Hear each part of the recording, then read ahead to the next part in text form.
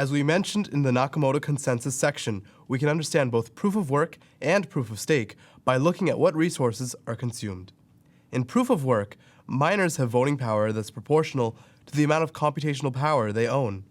In proof of stake, validators are stakeholders that have voting power proportional to the economic stake. In proof of stake, validators are stakeholders that have voting power proportional to the economic stake, the native currency that they lock up. The idea here is that the more invested someone is within a proof-of-stake system, as in the more coin they have, the stronger the incentive for them to be good stewards of the system. Someone with a lot of stake has an incentive to do things that would benefit the system as a whole, since that would increase the value of the coins they hold. So, that's why in proof-of-stake, we give these individuals the most power as validators. And there's two main flavors of proof of stake, chain-based and BFT-based. The main difference are in the roles of a chosen validator and its implications on the properties of the system and its consensus. In chain-based proof of stake, a validator is first randomly chosen based on the proportion of stake they invested. Given a known validator set, the validator who stakes the most coin is the most likely to be chosen. After this step, the chosen validator then creates a block which points to the previously created block. Then, this validator gets the block reward and transaction fees associated to that block, assuming that the block is valid and accepted by the rest of the network. The main observation to make here is that chain-based proof of stake is like a direct parallel of proof of work. Besides the difference in resource consumed, computational power versus economic stake, the rest of the mechanism is largely the same. Once a miner or validator is chosen, they create a block that the rest of the network then implicitly votes on, depending on whether or not they choose to accept the update and append it to their local copies of the blockchain.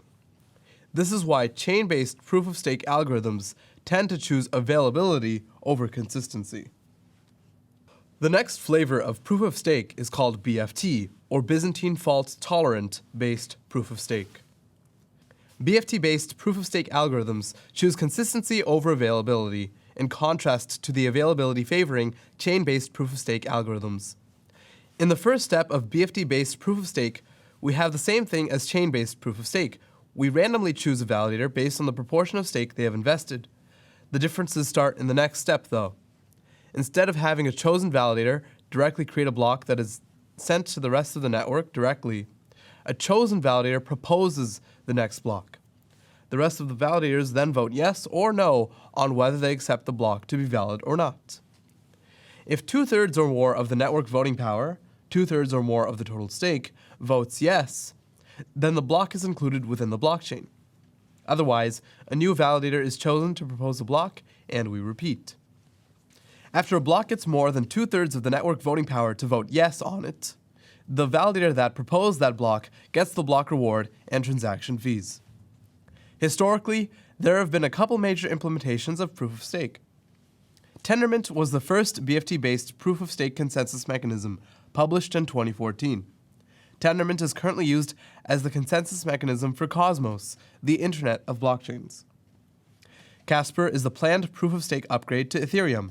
There are two big implementations of Casper. The first is Casper the Friendly Ghost, correct by construction, part of a family of consensus algorithms designed from scratch based on the same safety proof.